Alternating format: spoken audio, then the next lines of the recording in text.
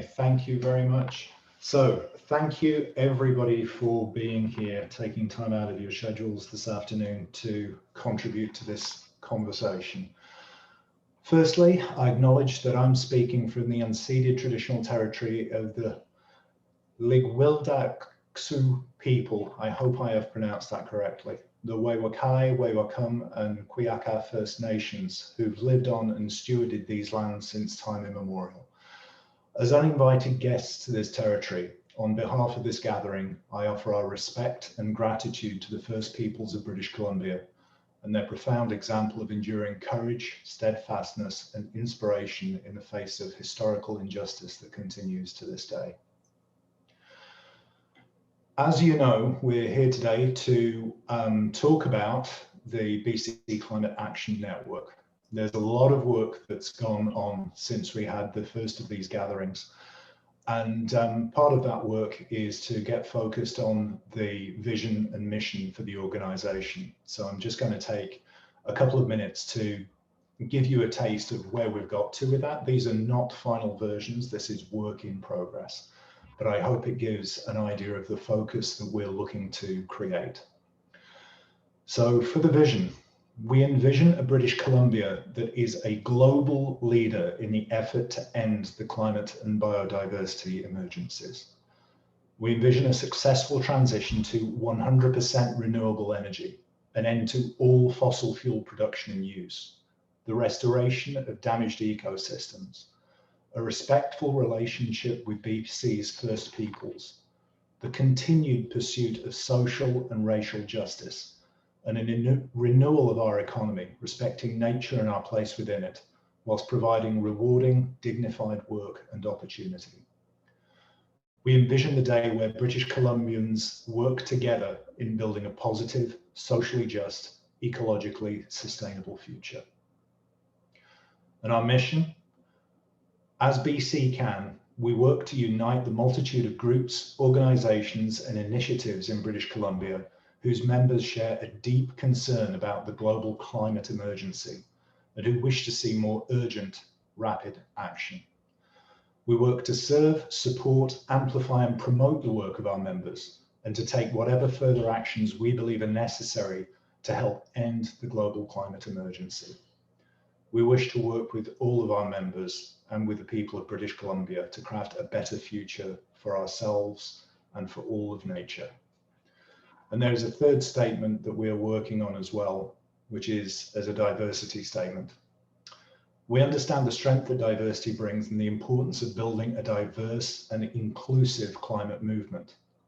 We seek to include and uplift those who bring a diversity of race, gender, age, religion, culture, experience, and sexual identity. We seek to include those who have been historically underrepresented in the climate movement and those who have suffered historic injustice, including the First Peoples, peoples of colour, low-income families, and other historically marginalised groups. So that is where we're coming from, is work in progress. We'll get that language tightened up and hopefully more inspiring so we can shout it from the barricades as we head forth. So I would just like to switch over now and ask Heather to introduce our speakers for this afternoon. Heather. Thank you, Don. Our first speaker is Kat Abreu. Kat is an award-winning climate action campaigner whose work centers on building powerful coalitions to advance action. In 2019, she was named as one of the world's 100 most influential people in climate policy. She's Executive Director of Climate Action Network Canada, a coalition of 120 organizations from coast to coast to coast. She previously spearheaded the energy and climate programs at the Ecology Action Centre in Halifax and was coordinator of the Atlantic Canada Sustainable Energy Coalition. In 2020, she was awarded the Jack Layton Progress Prize for her leadership on climate action and policy. So I'd like to welcome Kat. And Kat, if you would be okay with it, I'd like to give you a little sign to show when you've got 30 seconds left in your speaking time. Would that be all right with you, Kat? Sure. Thank you. Please go ahead. Hi everyone, I'm Catherine or Kat, and I'm calling in this evening from unceded Algonquin Anishinaabe territories in what is also known as Ottawa. Such a pleasure to be here with you. Incredible to hear the richness of people who are engaging with BC Can so far. I only have a few minutes, so I wanted to share with you two of the ways in which I'm really thinking about the importance and strength of networks for acting on climate change right now. The first, really has to do with the ways in which we are able to identify and seize upon opportunities for change. So much of our collective work to address climate change and other ecological issues involves this kind of steady, sometimes what can feel slow, layering of actions and interventions over each other to create the momentum and to create the body of ideas that need to go in to making change happen in those moments of opportunity when a window opens to allow for that change. And we are in fact in one of those moments of disruption right now where we have seen the door to potentially huge change open through the COVID-19 pandemic. And indeed, many of us are thinking about how we can step through that door and kind of use this moment of disruption to build, a more equitable society that can be more able to respect the boundaries of the non-human world. But something I've been thinking about a lot is that really it's the thing that makes it possible to seize upon these opportunities for change is the relationships that are built over those years of work, over those years of building momentum, of building ideas, of building this body of evidence. And it's those relationships that can activate in these moments of disruption, these moments of great potential to push past barriers and make that change real in a way that is sometimes much more quick, moves much more quickly than any of us could expect. And really, that's what networks are about. They're about relationships. They are about building strong relationships of trust held over time so that we can not only think of the ideas for this change that we need, demand action, but so that we can, in these moments of opportunity, come together, activate as needed, and make that change real. And the other thing I've been thinking about is the interconnectedness of struggles. And I think a lot of us have been in that zone of thinking through that, particularly in the last year. Because really this pandemic has brought us into confrontation with the ways in which the structural inequities built into our economic and social systems are killing not only people, but the planet. And so I think many of us are coming through this unprecedented time feeling more than ever that the fight for climate justice is one and the same as the fight for an end to racial inequity and other forms of discrimination, an end to colonial forms of cultural and resource extraction, an end to the inequitable distribution of wealth, and the kind of economic system that externalizes environmental harm and underpins so many of the ecological crises that we face today. These things are fundamentally intertwined. And it is really only at working at that structural level where that is at the root of so many of these crises that I think we are going to be able to make that transformational leap that we need to. And once again, it is networks that are able to bring these different forces together to think through the interconnectedness of our work and to invest in, once more, those relationships that can help us build this collaborative body of human energy that we need to make that change real. So I just wanted to leave you with those thoughts because I think as you think through building this network, focusing on the time that it takes to build those real relationships of trust, to move these huge structural transformations that we need will really serve you and will serve climate action in British Columbia and Canada. And I really want to thank you so much for the work that you're doing. Thank you for centering relationships with Indigenous communities and BIPOC communities in your work as well. Thank you so much, Catherine, for your wonderful words of encouragement. So true, everything you say about the relationships in the network. So next, we are excited to hear from Naomi Leung, who is a 17-year-old racial and climate justice activist with Sustainabiliteens, a movement of youth climate strikers across Metro Vancouver. She's also a coordinator with Climate Education Reform BC, an organization comprised of youth across so-called British Columbia, advocating for an intersectional climate education system. And Naomi, same question for you. Is it all right if I give you a prompt when there's 30 seconds remaining for your time?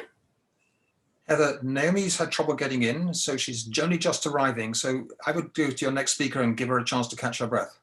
Okay. You joined us 30 seconds ago. Sure. All right. Well, we'll come back to Naomi then. Perhaps then we can invite Rick Logtenberg. Rick is the founder of Climate Caucus, a nonpartisan network of more than 300 locally elected councillors, regional directors, and mayors who are driving system change to transform our communities within 10 years. He's a Nelson City Councillor and a member of the BC Municipal Climate Leadership Council and of the Union of BC Municipalities Climate Action Committee. Welcome, Rick. Do we have Rick here? Can you unmute yourself if you're there? I'm looking at the list.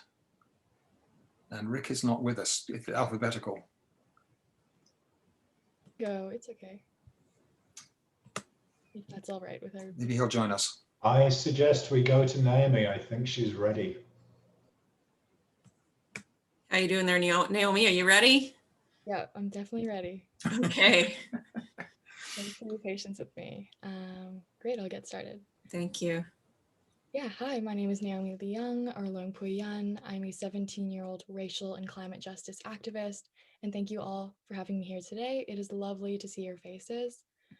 I am grateful to be calling in from the unceded, stolen, and unsurrendered Musqueam, Tsawwassen, and Cowichan First Peoples Nations land, colonially known as Richmond, BC.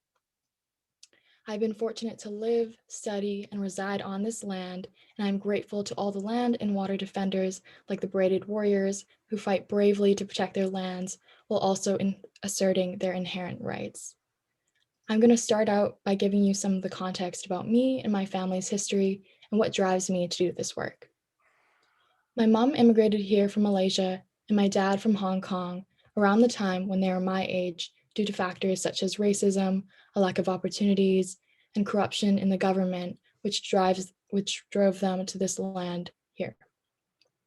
I provide this context because both Malaysia and Hong Kong were once colonies under the Crown, and coming to this land on so-called Canada, another previous colony, has come with a history of pain for my family that I cannot fully comprehend.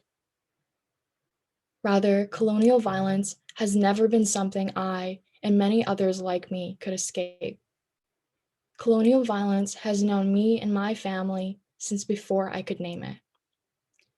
My family and my grandmothers have faced racism, patriarchy, misogyny, the difficulty of living in a working class in a scarcity-based economy, and they have survived through it all. I do not say this lightly because so many, like the women who were murdered in Atlanta just a few days ago, have not been so fortunate. For my family and other BIPOC, surviving in a racist, sexist, misogynistic, and Eurocentric society is resistance. Growing up, I felt both shame and pride into my assimilation in whiteness.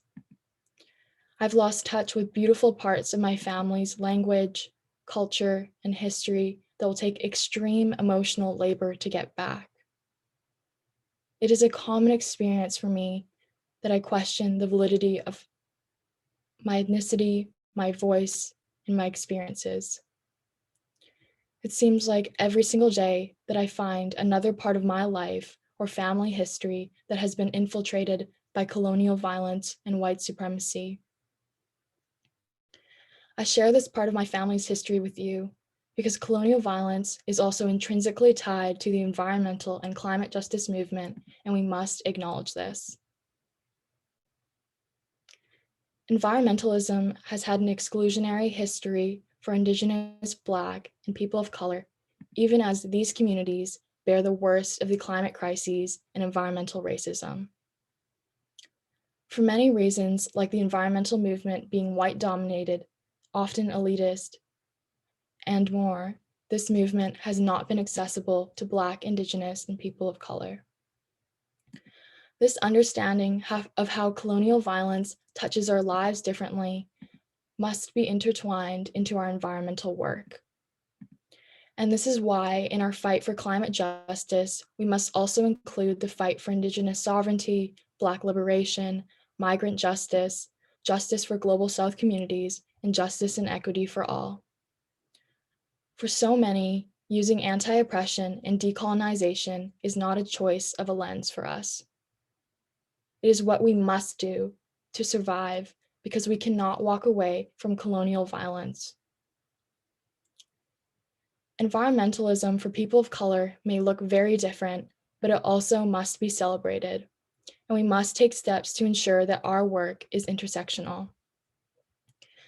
I'm grateful to be advocating alongside my team at Climate Education Reform BC and Sustainabiliteens with this vital intersectional lens because it is needed.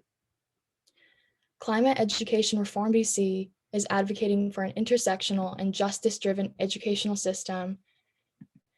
And here I have linked where you can find more about us and how we aim to equip our community with the knowledge and tools to face the climate crises and mitigate its effects to protect and center BIPOC voices, which are hurt most by climate change. So I'll send the link in the chat now. Sorry, the time is running out.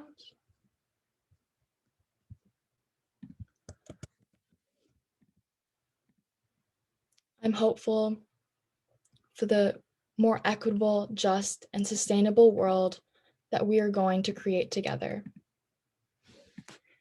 Thank you all so much. We also have an upcoming Wisdom Circle where you can provide your voice and thoughts for your vision for the educational system as well. So I'll just send that link here now. Thank you all so much. Thank you so much, Naomi. Really touching. Thank you just for being vulnerable and bringing your true personal story. It's such a gift to all of us that you're willing to share that with us. So thank you, and thank you for doing all the work that you do. So I wonder if, I don't think I've seen Rick join us. No, okay, so we'll go along next then to Jens Wheating. Jens is the Sierra Club of BC's senior forest and climate campaigner who works on protecting BC's spectacular rainforest and fighting global warming. Growing up on the North Sea in West Germany, Jens became passionate about nature at a young age. Prior to coming to Canada, he worked as tropical forest campaigner for German environmental organization Robinwood, helping to protect the rainforests of Indonesia. And in Nicaragua, he worked on conservation planning in the largest tropical rainforests of Central America. So I'm hoping we have Jens here with us. No, we don't. Oh, no. I am here. Oh, you are. Okay. Welcome. Is it all right if I prompt you with 30 seconds left as well? Yes, thank you. Thank you. And thanks so much for organizing, and thank you for everyone joining today and the other speakers and Naomi about sharing about the importance of tackling the climate crisis and racism at the same time. There's no other way, and this is very important for my organization as well.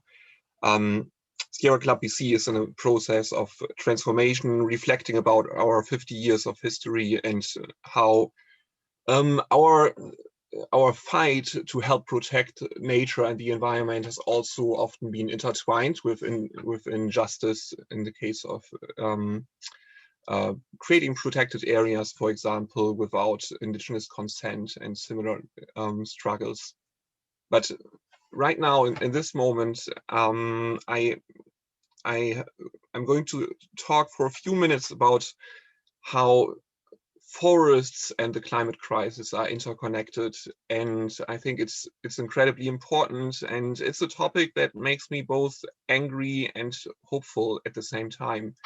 Angry because, as you know, we managed to bring these spectacular, globally rare ecosystems in this part of the world close to the brink. There are only a few percentage points left of the most spectacular old growth forests in BC with the biggest trees. These are globally rare ecosystems, and it also makes me hopeful in this moment because there's such a strong support right now in this moment to change direction, and a lot of things are happening across the province to bring change about. And it is absolutely crucial to achieve change now because we know we have so little time. So 3 things that are absolutely important when we talk about forests and the climate. Number 1, forests are helping us to reduce climate change. Without forests, climate change would already be much worse.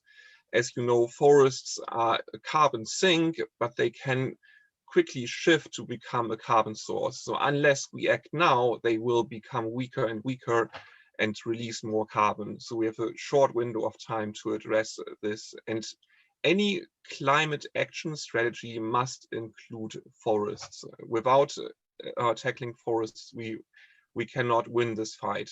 And shockingly, here in BC, we are largely ignoring the massive loss of carbon that is now occurring as a result of destructive logging and climate impacts that are already underway. Last time, the BC government shared information last fall about the counted emissions and the uncounted emissions from forests. Taking a closer look, we are now close to 80% of all the carbon being released in BC is coming from our forests, but it's not officially counted. And on Friday, the BC government shared some sectorial targets, adding more detail to how the province wants to reduce emissions.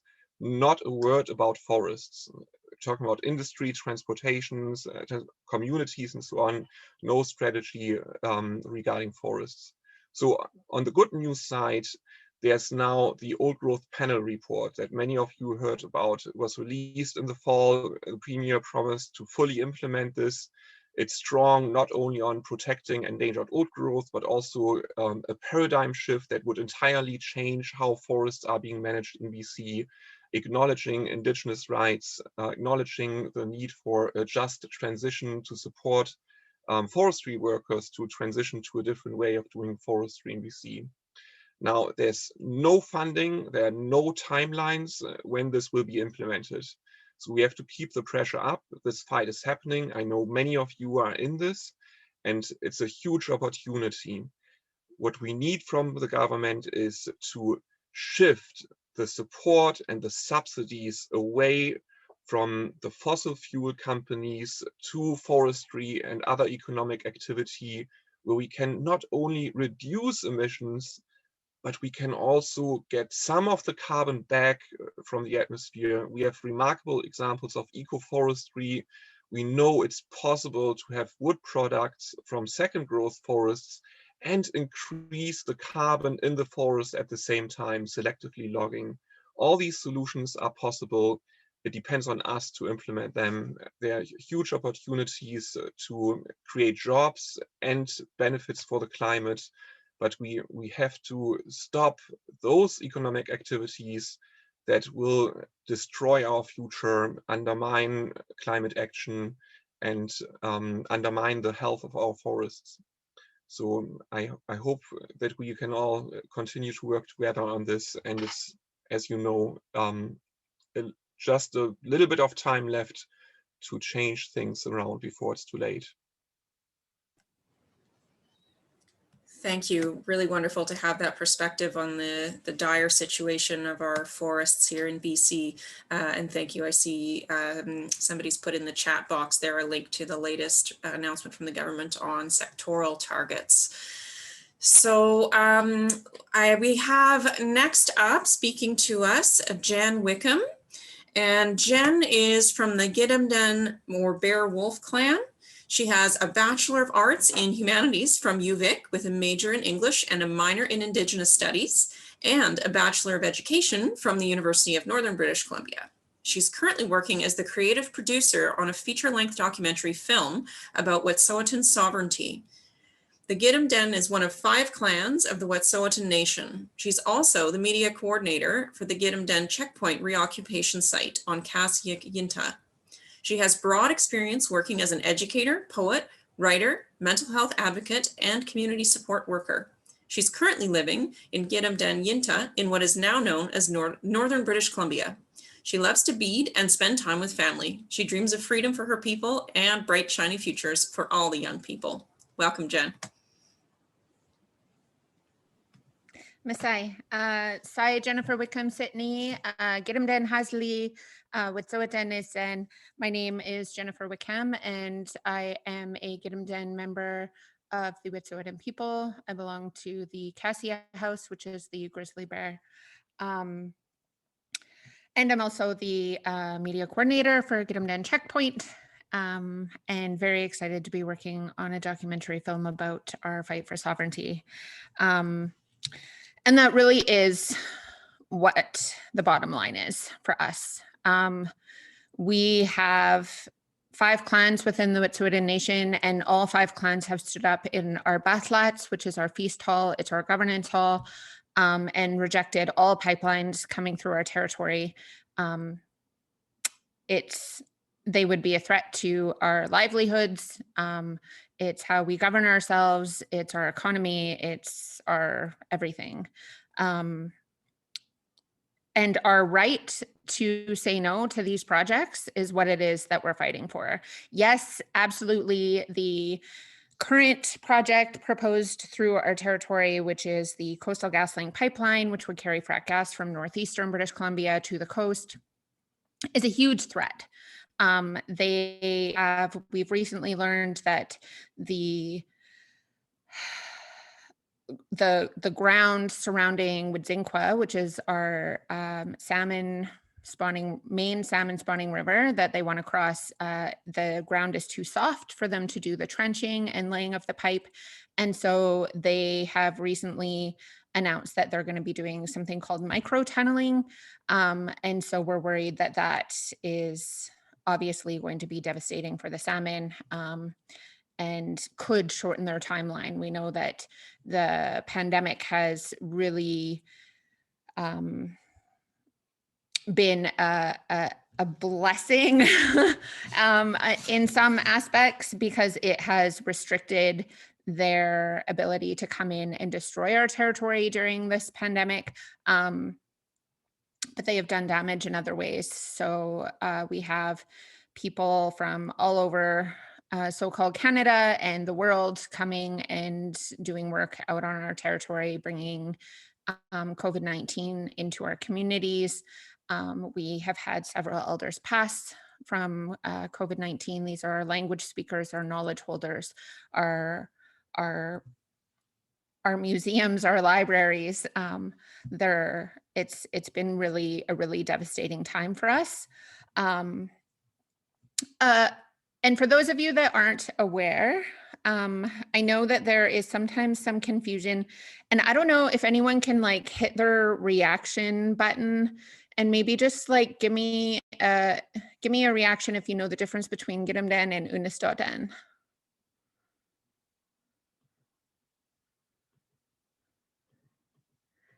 None. I should at least see one. No, okay. Oh, I saw one. Where did I see that? I'm gonna call you out, Eric. I can see 4 hands Just up. kidding.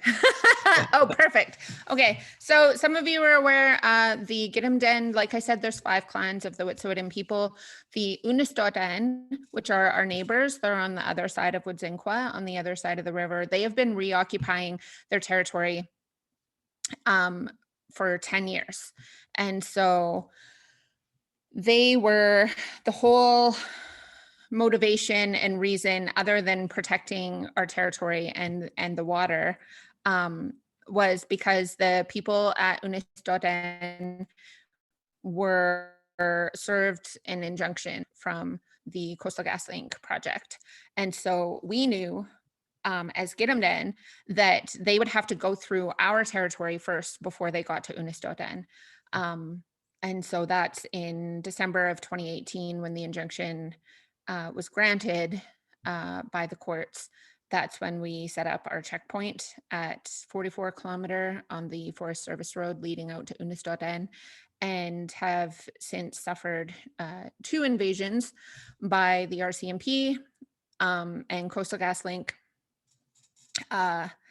And so none of the civil charges that they charged people with under their invasion stuck. So it was very clearly just a plot to get us off of our territory and out of their way. The RCMP were essentially working as henchmen for the Coastal GasLink project. And so I will, when I'm finished, I will put a message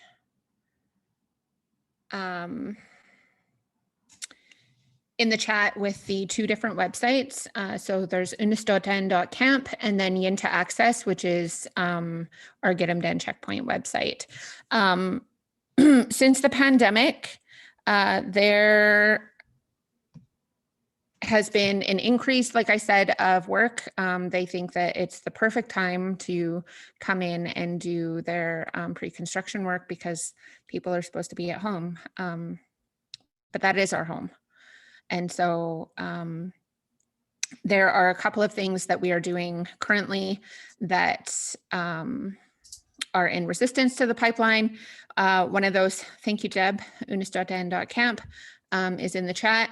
Currently, we're waiting for an answer for a judicial review that our hereditary chiefs have submitted. We also currently, the Environmental Assessment Office is investigating a complaint from us because the Coastal GasLink security, they have 2 different security companies as well as the RCMP patrolling our territory and harassing us constantly. One of their conditions for their environmental assessment certificate is to not restrict our access to our territory, and they are. And so that is an investigation of a major violation right now. We're waiting to hear back from the Environmental Assessment Office. We would encourage supporters and allies to really make your voice known to the Environmental Assessment Office Enforcement Branch and let them know that it's not acceptable to be restricting us from accessing our territory. The line that they always use is, because the language in the injunction is we're not allowed to impede their work. Our response is always, you're impeding our lives. And that's actually a requirement of their certificate. So that's one of the tools that we're currently using and would be open to support around. The other thing is the province, before the pandemic even happened, had put UNDRIP into legislation, and there has been 0 movement on that since they put it into legislation. It's I think the act is called UNDRIPA. And so, one of the main keys of that is that they need free, prior, and informed consent to do anything on our territories. The CERD, the Committee on Elimination of Racial Discrimination, has from the UN has condemned these projects, and Canada and the province of British Columbia's disregard for our right to the free, prior, and informed consent. And so those are all things that we would really, Deb, you were on top of this in the chat. These are all things that we would really appreciate support on, and things that folks can jump on board and take part in campaigns. There's other campaigns that are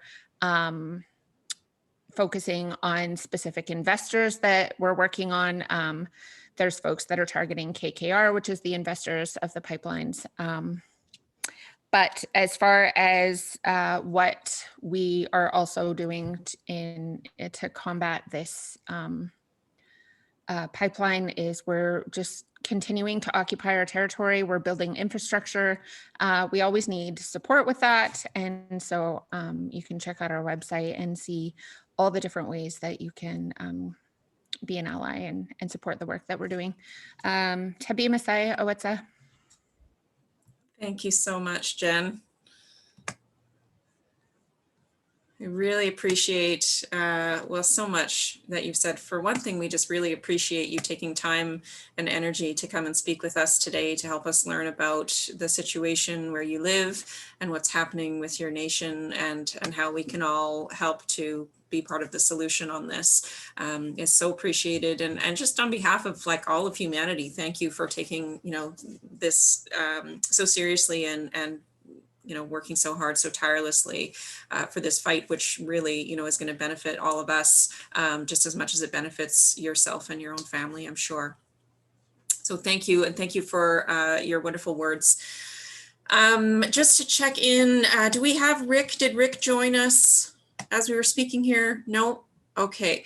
Then I will pass it back over to Dawn for the next section of the meeting. Thank you again to all of our speakers. Yeah. Thank you, everybody. And I will very quickly pass it over to Guy to just give a quick word to recognize all of the groups who are represented here today. Dawn, give me one minute for that. Okay, so I will quickly do a quick song and dance routine to cover up for Guy whilst he is doing that. We are going to pass on to reports in from the teams. As I said, since we had the first of these meetings, we've had, I think, about 65 individuals amongst many teams have been involved with doing all the groundwork to set up what we need to have in place to be able to move forward effectively as a network. So I just like to recognize those people, and there are going to be representatives of those teams who will be giving reports from their work in the next few minutes. And that should have given Guy about 60 seconds. Yeah, I've got a thumbs up. So over to you, Guy. This is just the summary of the range of organizations who responded that they were wanting or able to come to this meeting.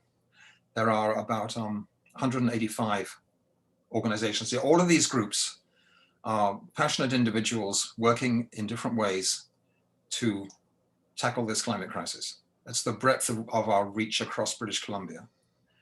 And that's what we're trying to unite into one strong, unified group as the BC Climate Action Network. And I'll pass back to you, Don. Thanks for bringing that, Guy. So, as I said, we're going to hand over to getting reports in from the teams who've been involved in putting different parts of the foundation of BC Can together. So for the first of these, I'd like to pass along to Andrew Williamson to give his report on the members team. Andrew. Thanks, Don. Hello, everybody. The member team report will start with the one sentence that the board and the members team has agreed should go in the members agreement. There were lots of different things under consideration, but in the end, it made sense to distill it down to this one sentence. So I'll take a few seconds and read it. In becoming a member of the BC Climate Action Network, our organization agrees that the global climate emergency poses an existential threat to all nature and all humanity, and that we need rapid and urgent action to tackle its various causes. So that will form part of the member agreement. And as I mentioned, the board team and the membership team both support this change, and we hope that the people on the call here agree. The other few updates, there's a couple of surveys will be going out. An initial survey will go out to members just to assess briefly their engagement with BC Can. And then we've had a lot of discussion about how we can personalize membership contact and stay in touch with people who are part of the organization. And so the member team has agreed that will take the form of some personal outreach. We're going to be looking for volunteers to help us with this, but each person take 5 or 6 organizations and reach out either by email or phone call, just to try and bridge the gap a little bit from the larger group and all the activity that's going on, and making sure that people are feeling engaged and consulted. So we'll probably do that after the first survey, but before the second survey. And the second survey is going to be a little bit more detailed, starting to dig into some of the questions that we'll talk about later in the breakout room. And I would just say the reason I was keen to join the member team has been really underscored by the speakers today, which is to make sure this coalition of people remains welcoming and inclusive and diverse, and that people feel like their voices are heard at the table. And that's definitely a guiding ethos for us on the member team. That's the end of my update. Thank you. Okay, thank you very much, Andrew. I would like to pass on now to Karen Crosby to give her report from the Learning Hub. Thanks, Don. Good to see everybody here. Our team has decided for now to adopt the name the Learning Hub. We agree that we wish to focus on learning, which after debating things like training and other options, we agreed it was a broader term and more co-created. And so that's what we're going with. We also aim to become a hub, meaning our goal is to be an effective sharing center of climate change learning in BC. Our revised statement of purpose is to share learning opportunities so that all who care about the climate emergency and climate justice can become better informed and more effective. We are continuing to develop the means for sharing this learning, and at the last Teams meeting, organizations that were represented there gave us basically the green light that they were willing to submit learning resource links into the resource database. So we'll be designing that with our tech team. And you can look forward to hearing from us because we will be seeking a designated representative from your organization to submit those learning resources online. Thanks very much. Okay, thank you very much indeed, Karen. And now could I pass on to Mia Olmsted to give a report from the technical team. Hello, I'm Maya Olmsted. I'm grateful to be here, and I'm coming to you from Silks Okanagan territories, where I'm currently situated. I'm putting into the chat the first of the member surveys that was just discussed. If you would like to go ahead and enter your details, if you have any trouble, I will be here at the end of the meeting so that if you have trouble accessing it afterwards, I will send this a welcome member survey to anyone who is not available at this meeting at this time, but has expressed interest in being a part of our coalition and alliance.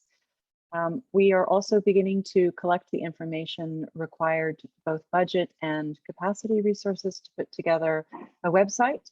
We currently have started an immediate Slack channel available to the leadership teams from various different organizations to facilitate a more rapid and efficient form of communication. I'm going to be holding a Slack training because I do know that there are many people who are not particularly keen or fond of this new form of translation, communication, connection. So that will be held on April the 6th.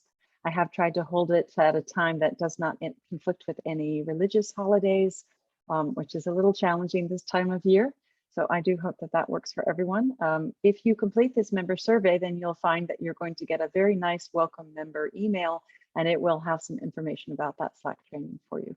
If there are any other questions that I can answer for you, certainly please address them to the BC Climate Action Network at gmail.com address, and I'd be certainly happy to field that at the time with the rest of the technical team, which I'm very grateful for all of their assistance. So anything that we can do to support any of you, please do reach out and let us know. Thank you so much, Maya. Okay, now I would like to pass on to Tara Shush. I'm sorry, pronouncing your surname, Shushtarian. I hope I got that. Don't worry, Don. My mother also stumbles upon the name, so it's all good. How's about I just say, Tara, over to you. Yeah, okay, great.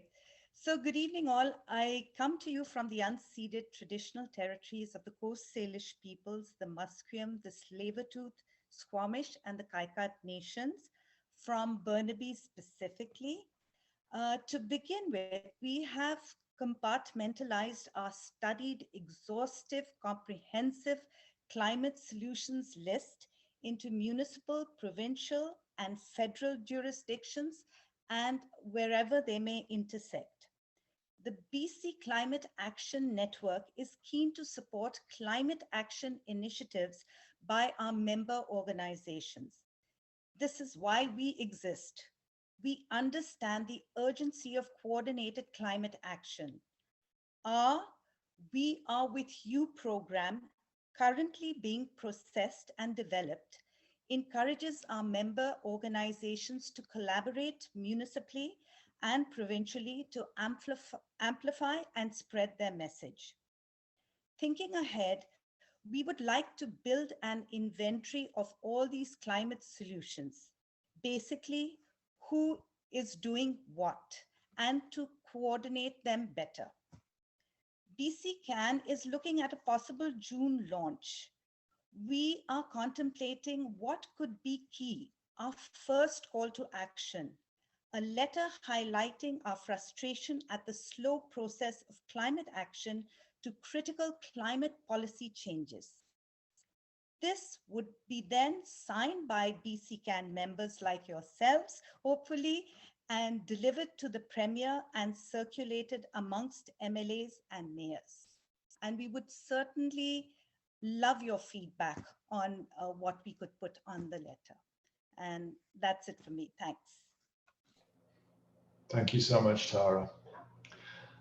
I'd like to pass on now to Amanda Ladner to report from the First Nations engagement team.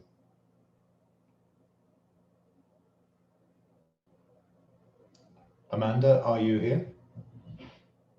Looking at the list of participants, I don't see that. So let me improvise and speak for Amanda. My name's Guy Dauncey. I'm the Shtumanis First Nation territory on Vancouver Island.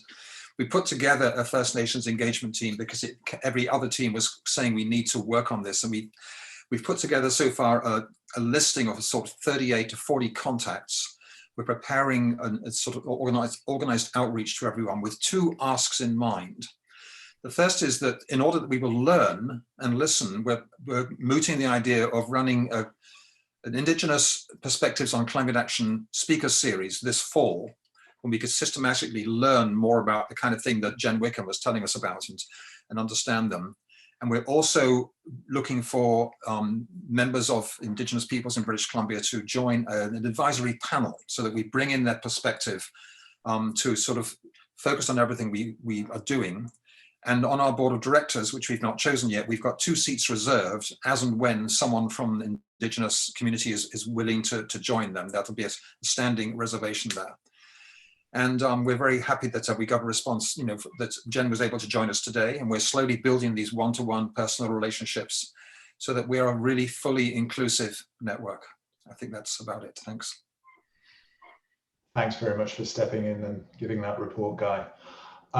So Sebastian, I'd just like to pass over to you now to give a report from the board team. Great, thanks, Don. So I'm calling in from the traditional territories of the Katsi, Semiahmoo, and Kwantlen here in Surrey, and I'll just give a brief report on the sort of activities of the board team. Because of the nature of the board team, a lot of the things that we're doing have already been covered or referenced before, so I'll just quickly touch on those before going on to the sort of main work of the board team. So we've have the new membership agreement, which I believe Andrew already referenced in his report. We have the BC Can vision and mission statement, which Don read at the beginning of this meeting, and that was a product of a sub-team of the board team.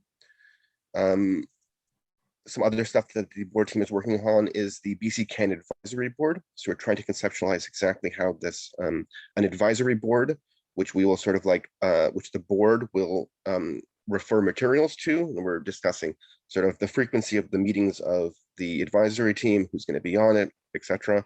A sub team has been tasked with sort of completing this, and we'll be going forward. We'll figure out exactly how to be doing that and report back at the next sort of general assembly. We also have been discussing the governance relationship between the board and the teams, and I think the key point to express to you folks is that we have a commitment to this evolving over time. It's probably going to be fairly top down to start with the board just deciding how to refer items, but we're going to evolve and see how it's actually going to be working and how the best way to execute that's going to be. In terms of the major items that the board team has been working on here, I would say preparation for launch. Tara already talked about the letters to be sent out at the beginning of our launch, but we're also planning a Zoom conference and a media release. So these are matters that the board team are working on currently.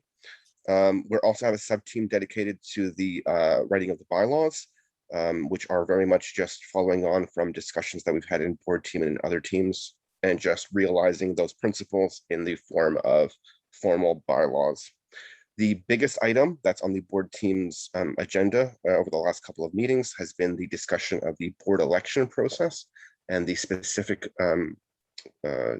composition of the board. So as Guy mentioned in his First Nations team report, there are 2 board seats dedicated to Indigenous perspectives, not representation, but perspectives. And in addition to that, there will be 11 at-large or 11 directors with a number of those dedicated to being representatives of the specific teams that we have. So for instance, we expect sort of somebody from the technical team to be on the board to create a link between the board and the technical team. In addition to those representative positions, we have the standard chairperson, co-chairperson, treasurer, and secretary on the board. And the big thing that's to report here is that we're getting to the point where we're going to be asking for people to start stepping forward and standing for the board. There'll be an email or some sort of a communication when this process actually begins. But what I wanted to let people know here is that we're going to be asking that people try and get 3 endorsements from other people that are involved in this process in some way.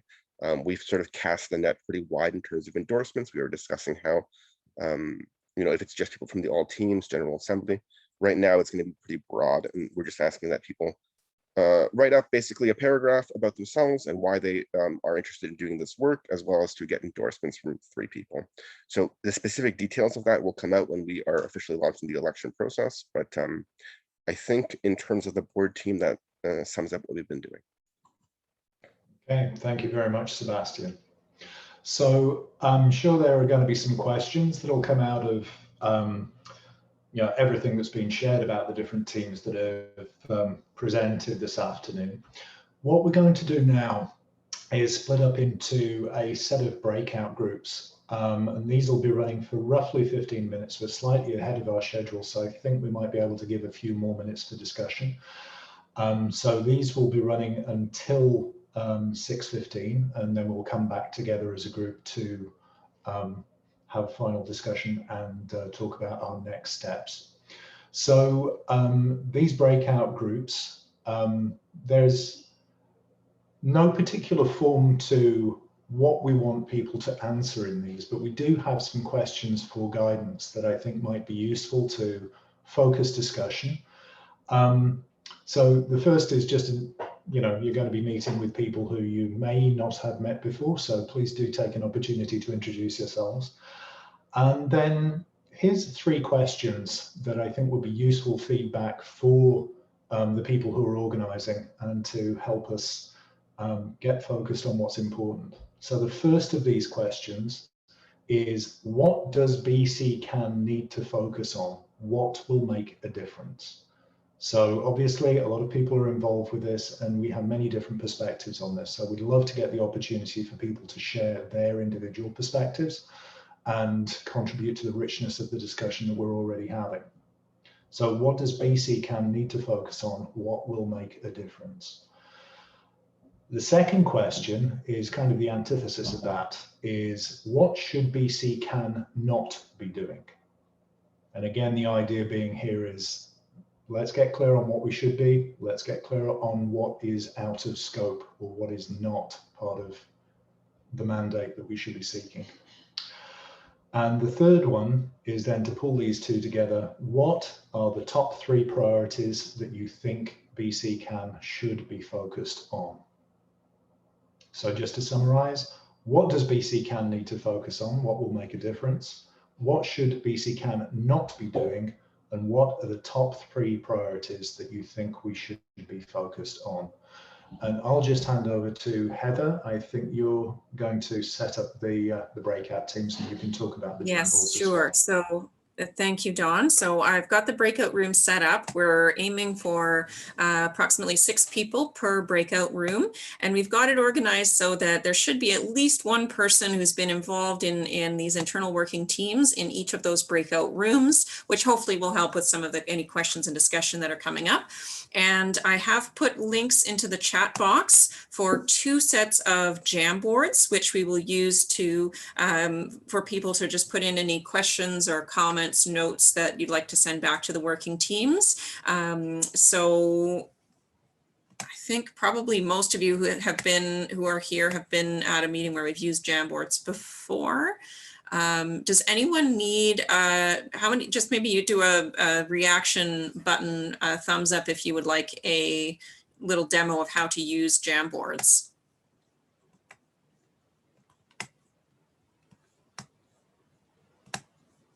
Okay, a couple people needing a little demo, so I'll do that. Let's see here. Okay, I'm just going to share my screen.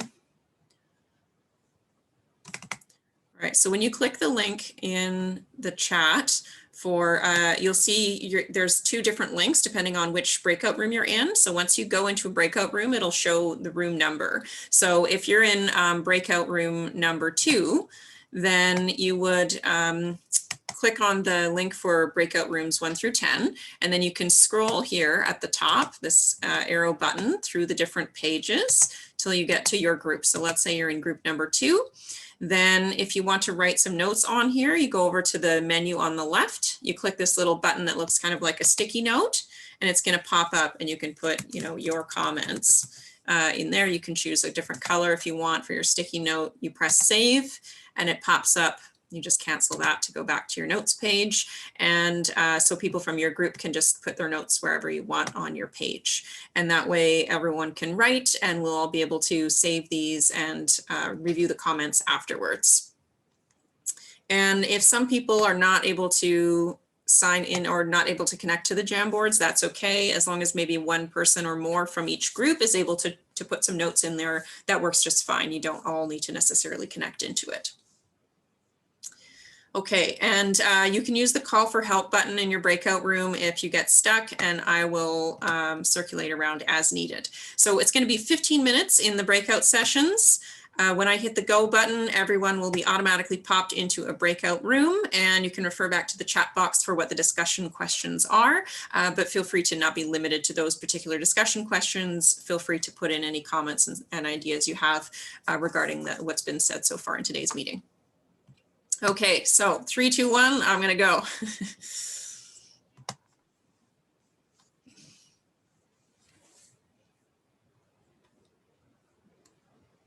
I hope that was a fruitful discussion. I can see at least our Jamboard filled up pretty fully.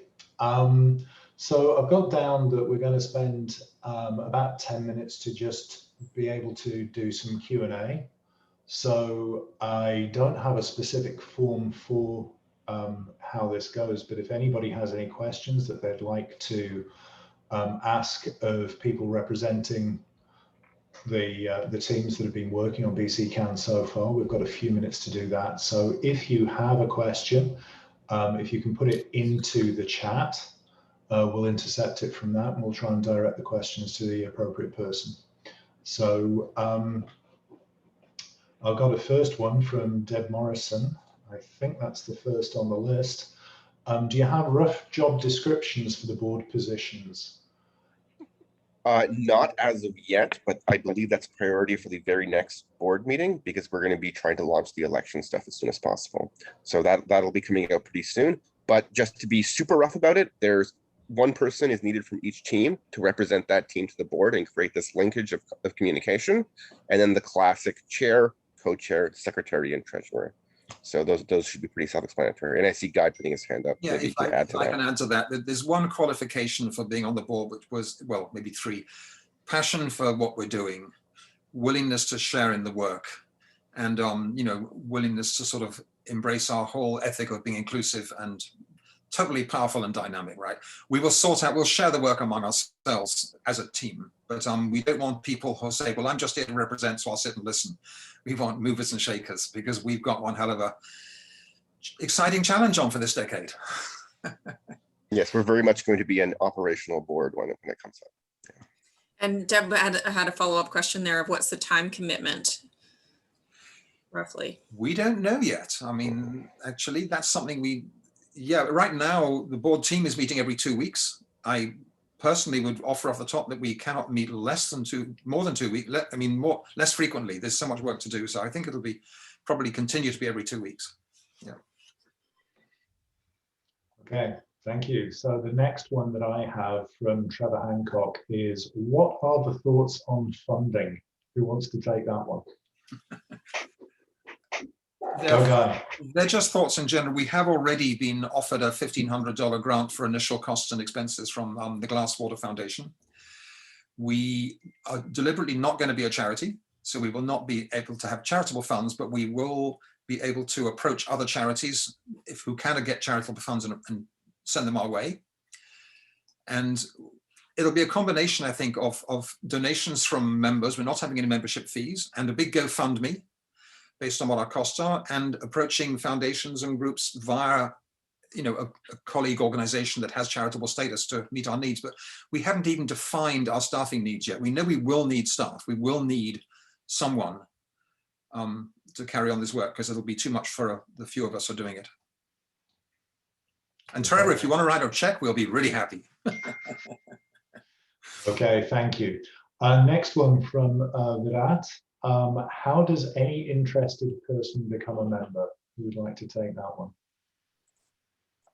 Yeah, so with the election process, once the call for elections begins, it'll be a 4-week process. Well, you'll first be asked to submit a paragraph describing your reasons for wanting to be on the board, and then 3 endorsements from people. So that's basically the process. That's going to be, of course, as an election process, it's going to conclude with an election.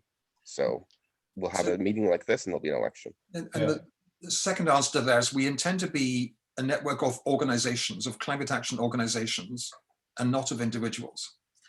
We'll have some sort of structure where individuals can certainly join our mailing list and participate, but we're a network of those organizations. So primarily you become a member by joining any climate action organization and then taking part through them, because we're not a network of individuals, but of the 300 other organizations across the province.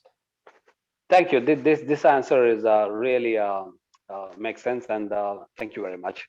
Thanks, Virat. Thank you for the question. So from Mia, you just said, can we invite members here to join our various teams? We need many hands to make the work light. Would you like to speak to that?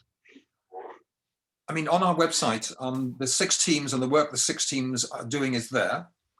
So if one of the teams excites you, I mean, for our technical team last night,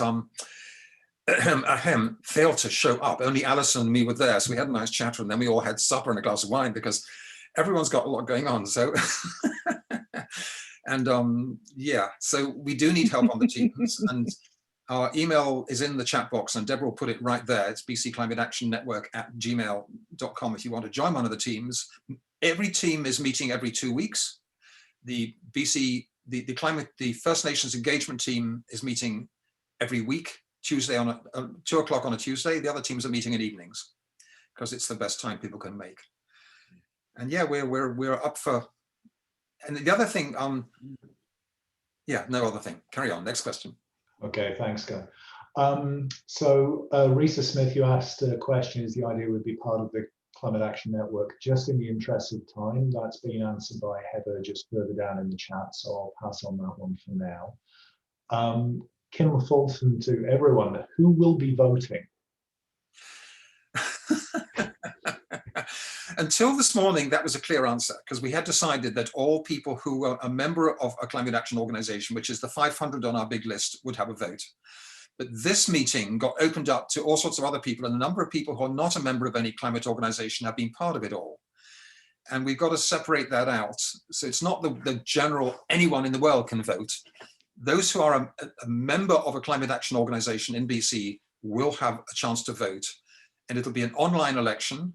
with pre-election voting. It'll be probably not on a Saturday, it'll be on a weekday evening so that we have more attendance.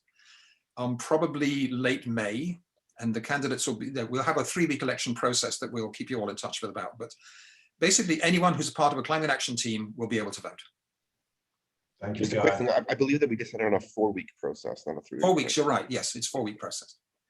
Okay, thank you. So we are not going to have time to get to everything here, but everything that's recorded in the chat we have as fuel for further conversation. So thank you everybody who's contributed something. So one other thing, Sharon's asking, can you clarify what you mean by member of organization? A volunteer absolutely is what we mean. Volunteers and staff, equal status. Passive member just getting a newsletter and paying $10 once a year is probably not qualified. But it's anyone who's engaged with the group. Absolutely. We're all volunteers. Okay, so I'll just take 2 last questions before we move on to the next steps and we'll close the meeting. Many groups on this call have charitable status. This is from Risa. Will being part of an advocacy group interfere with our charitable status? Good question. Anyone who runs a charity knows that the rules are that you cannot use 10% or more of your paid work on the charity. So anything your volunteers do is not classified as paid work, and 90% of your work can be, only 10% can be actively political. We are actively political, and so you'll need to squeeze any engagement with us by paid staff into that 10%. And the Western Canada Wilderness Committee set the template for this. They kept such good records of all their work, how many volunteers spent how many hours on this and how many hours on that, that when the Charities Commission wanted them to explain what they were doing and why they needed this status, they could show we've got 17,300 hours of voluntary work and 620 hours of paid work, of which 33 hours were political, game over. Because they kept really good records, they were able to convince the Charities Commissioner not to revoke their status. Okay, well, I did say 2, so I will be in integrity with that. The last question from Yvonne Court. How will BC Can decide on the issues that you'll be promoting, for instance, ferry crew? Who would like to take that one? 3, 2, 1, Guy. I can jump in again. Fundamentally, we're inviting every single member group to bring forward an action that they want every group in BC to get behind. We're calling it the We're With You, or the All Team, or We're In With You. And we're setting up some criteria to check that those actions that you, for instance, that you've contacted other groups doing similar work, so you're on the same page with them, that you've got a Facebook presence ready, you've got a news release ready, you've got some, the social media bits and pieces ready. So we're asking you to get a fully prepped up situation. Then as the board, we'll say, yeah, this looks like something we're going to get behind. And then if we get that approval, we'll ask every single member organization to do whatever actions you are asking.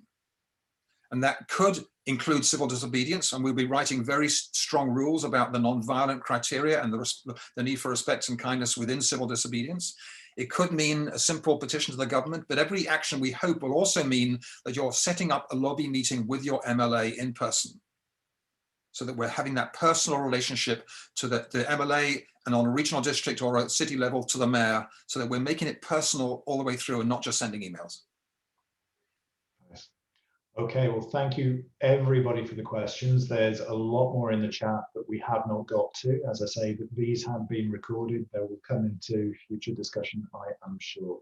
So thank you everybody for your contributions. Can I just add, I just posted in the chat box, the CRA's position on public policy dialogue and development is quite liberal, it seems to me. Provided you never support or oppose a political party or candidate for public office. Yeah. So a general position to the government may be fine as long as you're campaigning for a particular candidate. So Trevor, if you're campaigning for city council, we can't get behind you personally. No, of course, but you can get behind the policies I support. Absolutely, yes, absolutely. Yeah. Okay, well, thank you everybody. So we're just going to talk about what are the next steps now. So the first of these is going to be the election of the board, which will be running late April, early May. So Sebastian will be talking about a lot of the details of that. the details of that will be communicated out as we approach the time and as we have refined a little bit more on the process. So what we have as an understanding for what that will look like right now is that anybody who wishes to stand for the board, we'll be looking for them to get 3 nominations. And what we had discussed, this may change, but the idea being one nomination from the organisation of which they're a member, at least 1 nomination from somewhere else, because obviously as a network, we're looking for people on the board who actually have the ability to reach across and between networks. And so as long as you can get support from another organisation, it seems to be a pretty good indication that you may have that in your toolkit. And then there being a 3rd nomination that we're not specifying where that needs to come from. So that is the process as I understand it. Sebastian, is there anything to add on that? I don't think it's necessary to get into too much nitty-gritty detail right now, because this will all be spelled out in the email and the announcement of the election. But yeah, that's the 3 endorsements, and then the paragraph about yourself is the key here. Okay, so thank you very much for that. So the next full assembly, we're targeting for late May, early June. And the full public launch, we've got early June ? Guy, I think you may have some thoughts to speak to on this. My only thought is that if the province says that come July, it's all systems go, you can forget about COVID, go and party, do a barbecue, it'll be as hard to organize meetings then as it is easy now. So that we really should try to launch by mid-June, before everyone takes off for the summer and disappears. Otherwise, we'll have to wait till September. So the blessing of COVID for organizing is fantastic, because everyone's at home and we can do this stuff really effectively. So I'm hoping we get a launch in early June. Thank you. Okay, well, thank you everybody for being here. So I'd just like to leave you with a few closing thoughts. We face an unprecedented crisis. The amount of energy that's represented by the people who come here today is just reflective of that. Here's the way that we're going to win this. We're going to out-organize, out-connect, out-inspire, out-inform, out-vision, out-purpose, and out-mission every force that's arrayed against us. They may have the money, we have better souls. Thank you very much, everybody. Thank you, everyone. Thank you. We'll get Don to sing next time. Thanks. That was great.